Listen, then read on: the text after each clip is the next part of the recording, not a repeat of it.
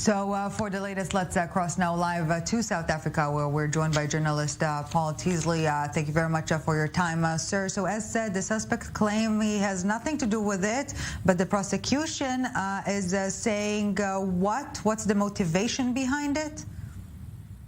Yeah, Ellie, it's a big question because tonight the question being asked quite openly is, have the police got the right man?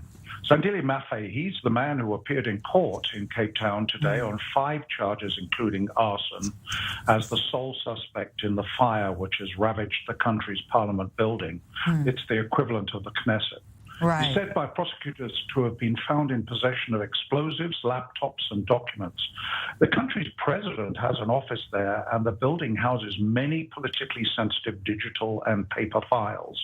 But neighbors of the man, who lives in a shack, that's an informal house made of corrugated iron, in one of Cape Town's poorest areas, say he is mentally unwell. His attorney says this man is a scapegoat. Some sources are saying this is rather a sophisticated, organized break-in, in effect, an inside job. One claims sprinklers were turned off before the fire. A union claims security staff were not monitoring surveillance cameras, both when the building was broken into and as the fire spread unchecked at first for 4 hours. Wow. There have also been a string of suspicious, possibly politically linked break-ins around the country. 15 computers were stolen at the office of South Africa's Chief Justice. Classified documents were stolen at the country's equivalent of FBI headquarters, the State Security Agency. And 2 organizations involved in investigating former President Jacob Zuma and members of the ANC government for corruption have both been burgled. Zuma's daughter, Duduzile, just tweeted about the fire at Parliament, Amandla, power to the people. Ellie?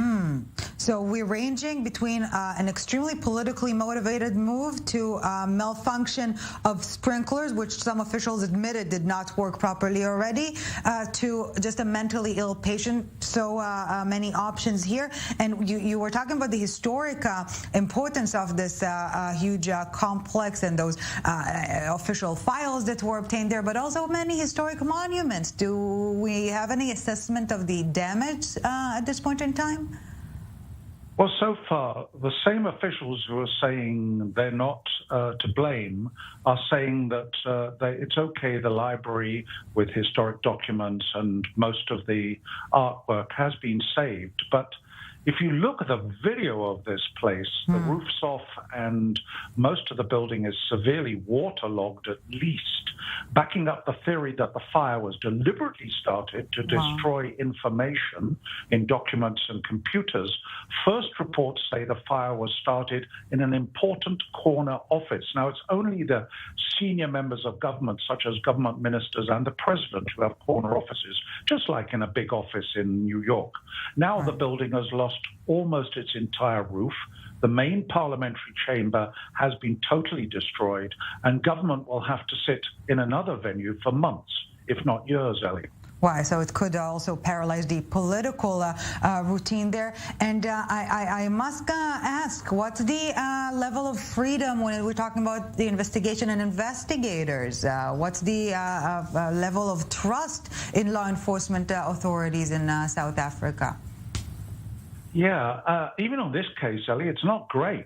I mean, the police are on record today of saying we have to hold this guy in prison without him having bail, even though he's not really a flight risk, many people say, because we don't know his address. Well, meanwhile, several television companies have been broadcasting live from the shack, from the house where he lives. So one doesn't really understand why the police don't know. I think also, you know, the politicians have been very interesting, and they're not really getting our trust here either. You know, seeing all the news crews gathered outside Parliament, so many politicians from most parties have been attracted like moths to the TV lights to try and get recorded, that one observer said there have been more politicians outside than are often seen inside when Parliament is sitting. Ellie. Yeah, one can forget that their job is actually to promote legislation and take care of the citizens and not appear on television all the time. Paul TILSLEY, brilliant journalist, joining us from South Africa. Thank you very much for helping us break it down, and obviously much more to come from you as the plot literally thickens like the smoke there. What a story.